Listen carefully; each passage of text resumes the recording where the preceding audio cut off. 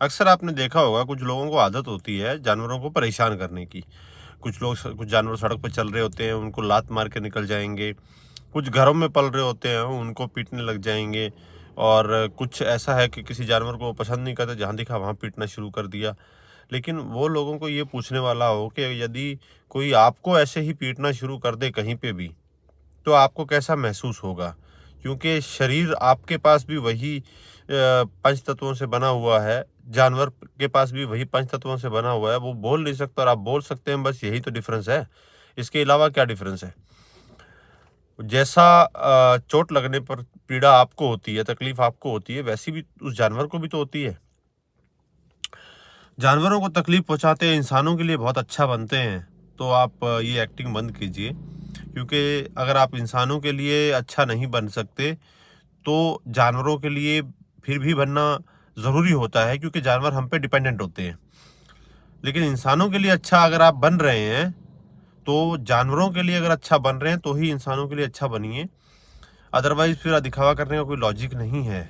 क्योंकि तो उन जानवरों को भी पीड़ा उतनी ही होती है, तकलीफ उतनी होती है। बहुत से लोग पीटने के अलावा किसी दूसरे रूप में तकलीफ पहुंचाते हैं। घर में जानवर पाल रखा है, उसको टाइम पे खाना नहीं देना, समय पर पानी नहीं देना, वो भी उसको तकलीफ पहुंचाने जितना ही है, क्योंकि वो अपनी मर्जी से कहीं जाकर खा पी नहीं सकता है। वो आपके ऊपर डिपेंडेंट है। आप पानी दोगे तभी वो पिएगा, आप खाने के लिए कुछ दोगे तभी वो खाएगा। टोटली आप पे डिपेंडेंट है। इसलिए उसको समय पर वो चीज़ें ना देना भी उसको तकलीफ पहुंचाने जैसा ही होता है। आपको कितना बुरा लगता है जब आपको टाइम पे खाना नहीं मिलता है, आपको कितना बुरा लगता है जब आपको समय पर पानी नहीं मिलता है, तो वो चीज़ें उनको भी फ़ील होती हैं।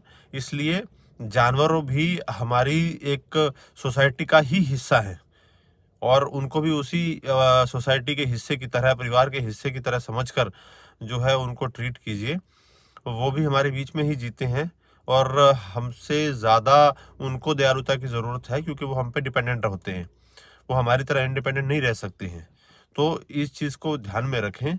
अदरवाइज़ जानवरों को किसी भी रूप में तकलीफ पहुँचाने के बाद आप चाहते हैं कि भगवान आपकी सुने, तो नहीं सुनेंगे। क्योंकि आपने भगवान शिव का भी एक नाम देखा होगा, पशुपतिनाथ।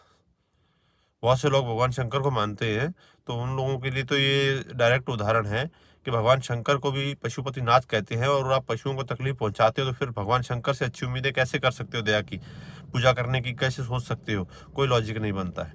सेम आप देखो, गणेश जी चूहे की सवारी करते हैं, कार्तिकेय जी मोर की सवारी करते हैं। तो जानवरों से प्रेम करना भी सीख लीजिए।